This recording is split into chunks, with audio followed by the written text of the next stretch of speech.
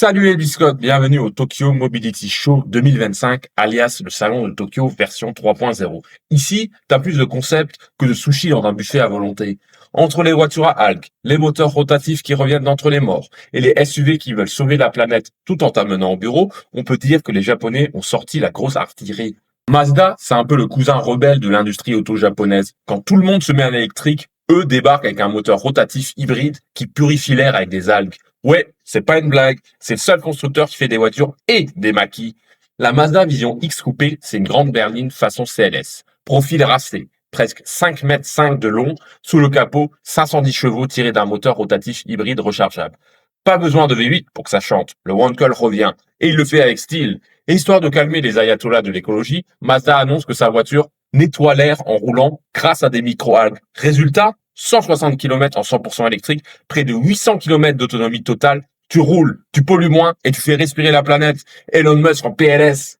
Et pour les citadins, Mazda a aussi présenté le Vision X Compact, une version plus urbaine, plus sage, mais toujours pas électrique. Mazda dit non à l'électrique pure et oui à l'innovation thermique propre, une vraie claque à la pensée unique. Côté gabarit, on est sur 3,83 m de long, 1,80 m de large et 1,47 m de haut. Une vraie citadine compacte mais avec du style. Elle préfigure clairement la remplaçante de la Mazda 2.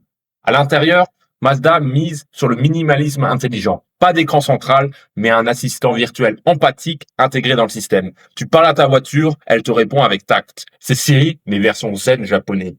Entre lignes tendues, techno bien planqué et un moteur aussi culte qu'un vinyle de Queen, Mazda nous dit clairement, on veut sauver la planète, mais en kiffant encore la route. Et moi, je signe direct. Bon, après le coupé de 510 chevaux, on redescend sur terre, ou plutôt sur Kekar. Une autonomie correcte, un gabarit de boîte à chaussures, mais un design craquant. Suzuki a compris que tout le monde n'a pas besoin d'un SUV de 2 tonnes pour aller chercher le pain. Voici la Vision e-Sky, une petite citadine 100% électrique qui mise sur la légèreté et le style plutôt que sur les muscles. Côté chiffres, l'autonomie tourne autour des 270 km. Parfaite pour la ville, même si Suzuki garde encore le secret sur la puissance du moteur.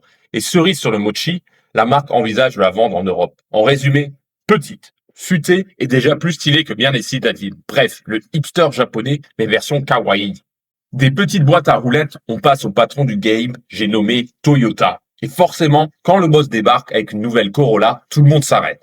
La voiture la plus vendue de tous les temps, plus de 50 millions d'exemplaires écoulés, passe à la next-gen. Au programme, un design bien plus agressif, un regard affûté façon concept sportif et un intérieur qui n'a plus rien à envier à une Lexus. Sous le capot, Toyota joue la carte de la transition douce. La Corolla restera disponible en thermique et hybride, mais une version 100% électrique est déjà prévue. En clair, la star mondiale se modernise sans renier ses racines. Commercialisation prévue vers 2027, le temps pour Toyota de peaufiner la recette de la voiture pour tous, version futuriste. Mais attention, Toyota ne s'est pas arrêté là. Le Century Coupé, c'est la claque du salon. Imagine, une Bentley Bentayga version japonaise. Du cuir partout, du bois sculpté à la main et un gros V6 hybride de 3,5 litres. C'est pas une voiture, c'est une cérémonie de thé sur 4 roues. Le Century Coupé, c'est aussi le premier modèle d'une nouvelle division de luxe de Toyota, Century. Un peu comme Lexus, mais encore plus exclusif. C'est du haut de gamme à la japonaise. Pensé pour rivaliser avec Rolls ou Bentley, tout en gardant une sobriété zen. Les détails sont dingues. Porte coulissante antagoniste façon vaisseau spatial. Habitacle séparé par un laser. On sait pas si c'est pour la déco ou pour découper les passagers en cas d'accident, mais ça on jette. Toyota n'a clairement pas fait les choses à moitié. Bref, Toyota joue sur les deux tableaux, populaire et royal. Et franchement, les deux sont réussis.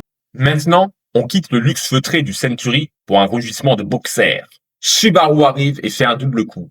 On a d'un côté la BSTI thermique brutale, old school, et d'un autre côté le ESTI électrique, silencieuse mais démoniaque. Deux visions, une même passion, le sport. Pour les puristes, la BSTI, c'est clairement un clin d'œil à la WRX STI disparue du catalogue. Elle en reprend tous les codes, le gros aileron, la prise d'air sur le capot, la teinte bleue mythique, et bien sûr, le boxer et la transmission intégrale, sans qu'on sache encore ce qu'il y a vraiment sous le capot. Par contre, aucune chance de la voir en France. Et puis, il y a la ESTI. Pas une voiture de série, mais la vision d'une future sportive électrique signée Subaru. Elle garde les mêmes gènes de la marque avec un look très agressif et des détails aérodynamiques rappelant les historiques STI de rallye. Le gabarit, quant à lui, se rapproche plus d'une BMW i4 que d'une petite Impreza. Et franchement, les deux concepts claquent.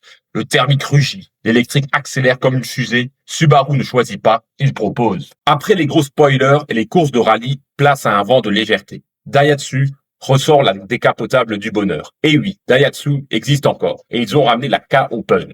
Un petit cabriolet léger, propulsion et surtout fun. Une vraie bouffée d'air frais dans un monde de SUV de 2 tonnes. C'est une K-Car, donc minuscule, mais avec un long capot et une ligne avant qui, soyons honnêtes, rappelle un peu une Porsche 911 version miniature.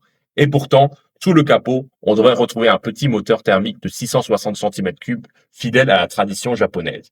Le modèle de série est prévu pour 2026 et bonne nouvelle, il sera très proche de ce concept.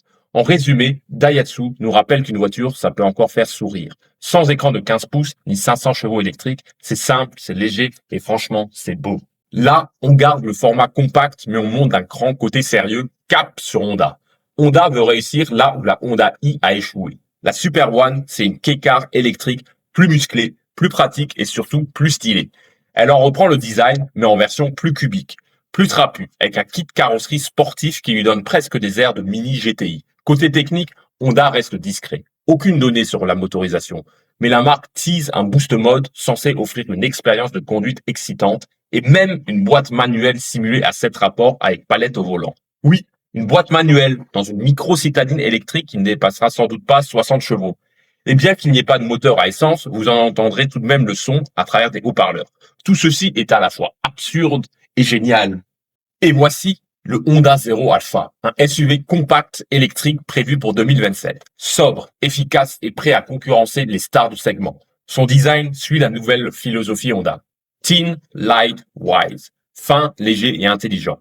Presque toute la carrosserie semble d'un seul bloc avec juste un toit noir et des arches de roues massives qui cassent la silhouette.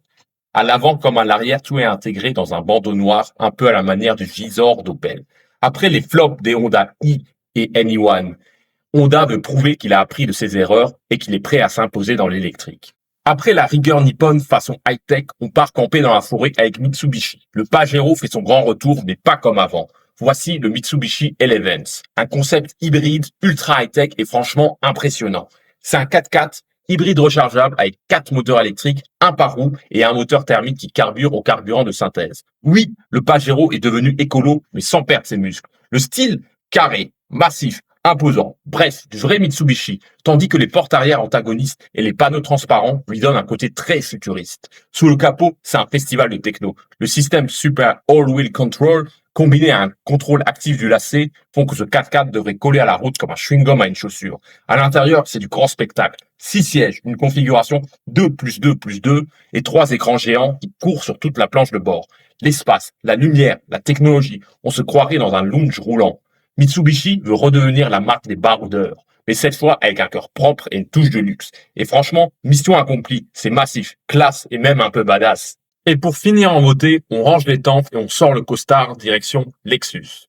Chez Lexus, c'est simple, on a décidé de tout casser pour tout recommencer. Fini l'image du papy avec son pantalon en velours côtelé. Lexus veut redevenir désirable, sportif, bref, sexy.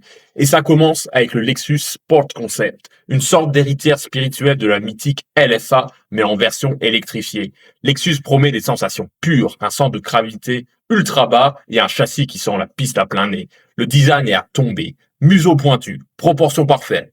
Cockpit minimaliste façon avion de chasse. Tout y est. Ce n'est pas une simple vitrine, c'est un message. Lexus revient dans la cour des sportifs, mais sans faire de bruit, enfin presque. Et ce n'est pas tout. Lexus a aussi sorti un concept de LS coupé qui change complètement la donne. Plus bas, plus agressif, plus émotionnel. Fini la limousine de ministre, place au coupé de patron stylé. C'est une métamorphose. Lexus veut redevenir sexy, pas juste luxueux. Et ce LS coupé, c'est clairement le manifeste de renouveau.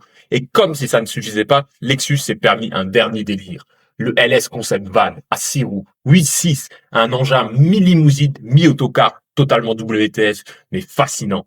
Le salon de Tokyo 2025, c'est un peu un laboratoire à ciel ouvert. Pendant que l'Europe fait des PowerPoints sur la transition, le Japon, lui, teste tout.